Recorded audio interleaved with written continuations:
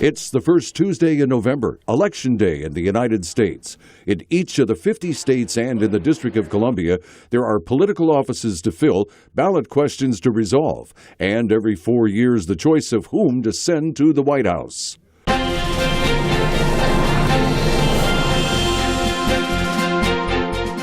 The United States Constitution is filled with rights and protections for citizens, but voting is not necessarily one of them. As Georgetown University professor Mark Rome points out, one would think that the right to vote is just as much an essential right of citizenship as the ability to speak freely or to worship freely, to petition the government and so forth. But it's not. The voting requirements are typically established by the states, and the states more or less can use their own standards. The minimum voting age of 18 is set by U.S. federal law, but Rome says otherwise there is very little uniformity. And so there is a patchwork of 50 different states with 50 different state laws about the time for voting, the processes for registering to vote, the places where you can vote, how you can vote by absentee ballot. All those details of the elections are established by state law, not by federal law. The absentee ballots that Rome refers to are used by people who are away from home on Election Day, in the military, for instance, or traveling, or away at school.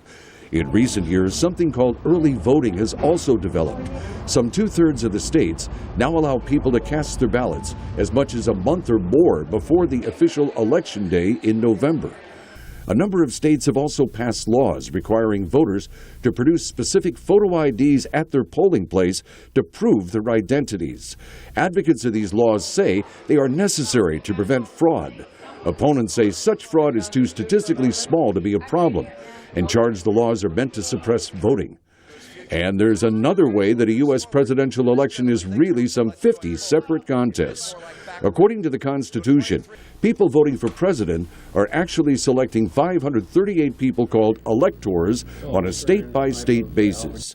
And it's these people who officially determine who becomes president. George Mason University professor Dennis Johnson. The most important number is 270, and that's the number of electors that will get you over the top.